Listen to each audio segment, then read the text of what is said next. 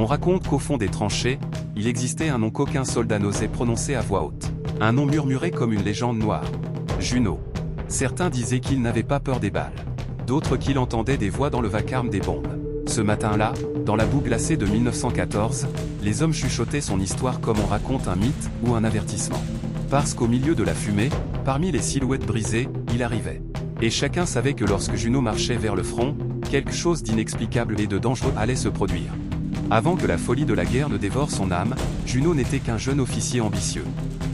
On disait qu'il avait le regard clair, la marche assurée, et une confiance presque arrogante dans son destin. Au camp, il brillait déjà par son sens de la discipline, mais aussi par une étincelle étrange, comme si une force invisible l'appelait. Personne ne se doutait que la guerre allait révéler en lui un feu qui consumait tout, la peur, la pitié, la raison. Le ciel s'ouvrit comme un enfer. La première explosion fit vibrer la terre sous leurs bottes. Les soldats se jetèrent au sol, sauf Junot. Lui, resta debout, immobile, les yeux fixés sur les flammes. Un sourire, presque imperceptible, traversa son visage alors que la boue et la poussière retombaient. Ce jour-là, les hommes comprirent que Junot n'était pas comme eux. Où il voyait la mort, lui voyait une révélation. Sous la toile tremblante de la tente du QG, les généraux parlaient d'un ordre que personne ne voulait exécuter. Traverser un secteur condamné. Récupérer une position perdue, abandonnée par 3 bataillons. Silence total, jusqu'à ce que Junot avance d'un pas, je le ferai. Les officiers échangèrent des regards mêlés d'admiration et d'inquiétude. Accepter une mission suicidaire, ou la rechercher? Pour Junot, la réponse semblait évidente. Sous la pluie d'obus, dans ce no man's land où aucun homme sain d'esprit n'aurait mis le pied, Junot avançait. Chaque explosion illuminait son visage comme des éclairs divins. La boue collait à ses bottes, les éclats sifflaient autour de lui, mais il ne ralentissait pas. On aurait dit qu'il défiait la mort elle-même. Et quelque chose, dans son calme terrifiant, donnait l'impression qu'il allait gagner. La nuit, dans les tranchées, les hommes tentaient de trouver un peu de sommeil. Mais pas Junot. On le voyait fixer l'horizon, le regard perdu, comme s'il observait quelque chose que personne d'autre ne pouvait voir. Certains disaient qu'il parlait à des ombres. D'autres murmuraient qu'il n'était plus vraiment parmi eux. Une chose était certaine, Junot revenait toujours vivant, mais jamais tout à fait le même. Quand la lune se cacha derrière les nuages, le silence tomba. Puis, soudain, l'ordre. Junot fut le premier à bondir hors de la tranchée.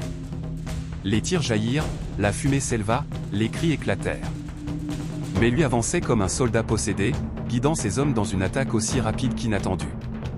C'était un carnage, mais un carnage victorieux. Junot venait de prouver que sa folie menait aussi à la gloire. À l'aube, le champ de bataille n'était plus qu'un océan de boue et de corps. Junot se tenait au centre, immobile, couvert de sang, les yeux fixés sur l'horizon. Les soldats ne savaient plus s'ils devaient le craindre, ou le suivre aveuglément. Il n'était plus seulement un officier. Il devenait un symbole. Un mythe vivant. Dans la pénombre étouffante de la tranchée, une rumeur glissait comme un courant glacé. Les soldats, déjà brisés par la peur, chuchotaient un seul nom. Junot. Pas comme un héros. Pas comme un officier.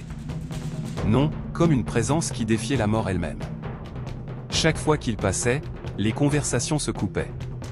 Les regards cherchaient le sol. Même les plus anciens évitaient son ombre. Car tous avaient vu quelque chose.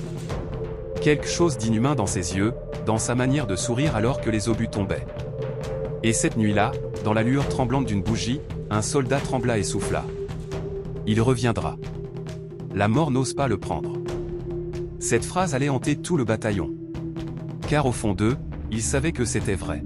Puis vint la nuit où même le ciel semblait perdre la raison. Une pluie démentielle, un vent hurlant. Et au milieu du chaos, une silhouette immobile. Junot. Les éclairs déchiraient le ciel, révélant son visage, un sourire étrange, presque joyeux. Il riait. Oui, riait. Comme si la tempête n'était qu'un jeu. Les soldats, terrés sous les sacs de sable, le regardaient, paralysés. Ce rire, c'était le rire d'un homme qui n'avait plus peur de rien. Ni des balles. Ni des bombes. Ni même de la mort. À ce moment précis, ils comprirent. Junot n'était plus seulement un officier. Il était devenu une légende vivante. Ou peut-être, quelque chose de plus sombre encore. À l'aube, un officier courut sous la pluie pour transmettre un message secret. Un ordre? Un ordre que personne n'osait jamais donner. Le général, la voix tremblante malgré son rang, posa une carte devant Junot. « Vous allez mener cette mission, dit-il, le regard fuyant. Une mission suicide. Un trajet impossible. Une avancée dans une zone où des compagnies entières avaient disparu. » Junot fixa la carte, sans un mot.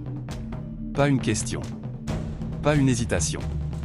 Il prit le papier, plia calmement, et dit seulement « Je reviendrai. » Le général déglutit, car au fond de lui, il savait que c'était peut-être ça le plus effrayant. Ce n'était pas qu'il pouvait mourir. C'était qu'il reviendrait, quoi qu'il arrive. Cette nuit-là, la tranchée semblait vivante.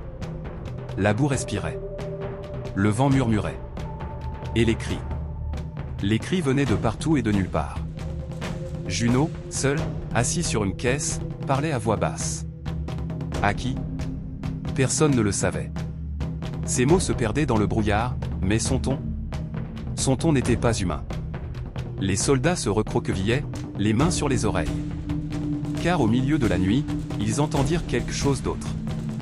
Une voix, comme un écho venu de l'autre côté du front. Une voix qui n'était pas la sienne. Et tous comprirent que Junot ne combattait pas seulement les Allemands. Il affrontait ses propres démons. Et parfois, effroyablement, il semblait leur répondre. À l'aube, la tranchée se figea. Junot marchait vers eux, silhouette noire découpée par la lumière du matin. Mais ce n'est pas sa démarche qui les glaça. C'étaient ses yeux. Rouges. Brûlants. Comme si la nuit avait laissé une marque de feu dans son regard. Certains firent un pas en arrière. D'autres se signèrent. Personne n'osa parler. Junot ne dit rien non plus. Il passa lentement, le vent soulevant la poussière autour de lui. Il avait l'air épuisé, et pourtant, une énergie étrange vibrait dans l'air. Ce matin-là, les soldats se dirent que Junot n'était plus un homme. Qu'il était devenu un symbole. Celui de la folie et de la gloire. La forêt était silencieuse, trop silencieuse. Dans la brume épaisse, Junot glissait comme une ombre, plaçant ses hommes de manière précise, presque obsessionnelle. Pas un mot, pas un ordre crié. Tout se faisait par geste, par regard. Il sentait l'ennemi venir avant même qu'on puisse les voir. Et lorsque les silhouettes ennemies émergèrent entre les arbres, Junot n'hésita pas une seconde, il avait déjà tout prévu, chaque arbre, chaque pierre, chaque souffle du vent. En quelques minutes, le piège se referma.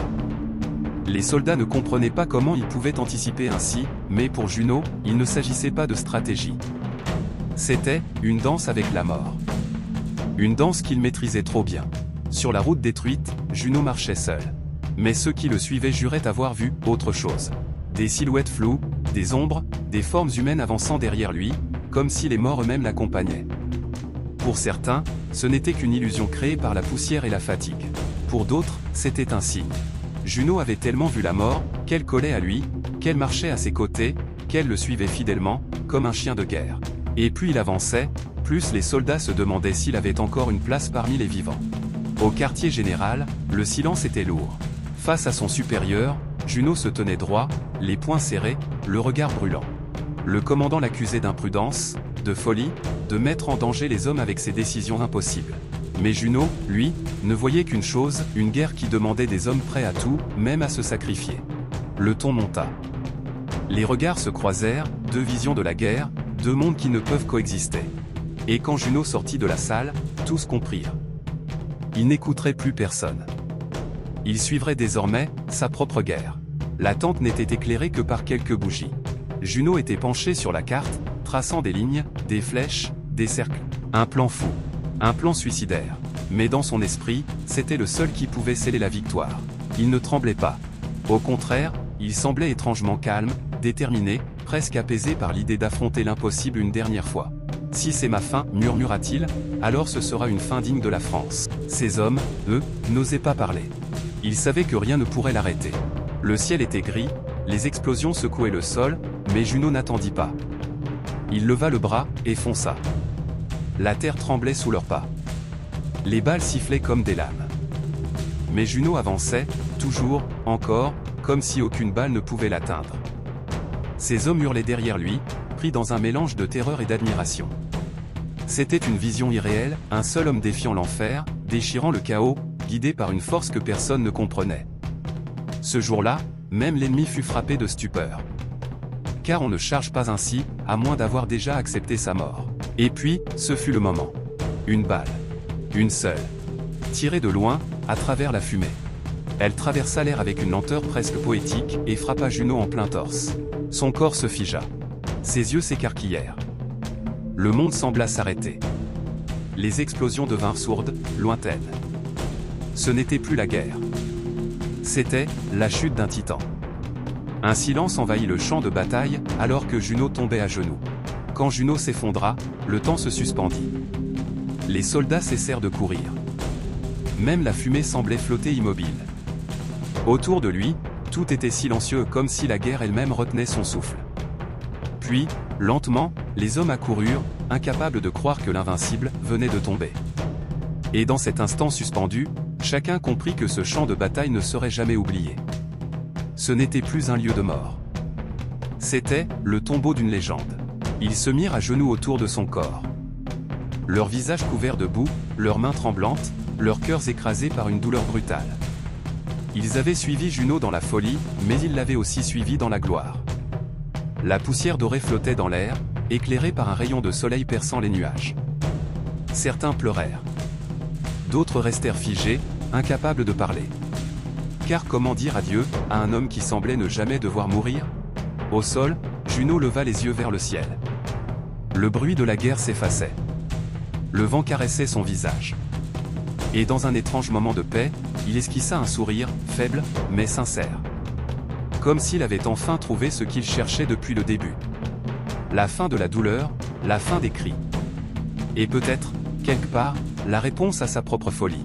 He walked back to the barn, the place where everything changed. But it no longer felt broken. It was filled with sunlight, warmth, and peace. He touched the wooden floor and whispered, "Thank you, for hiding a miracle in a place I had given up on."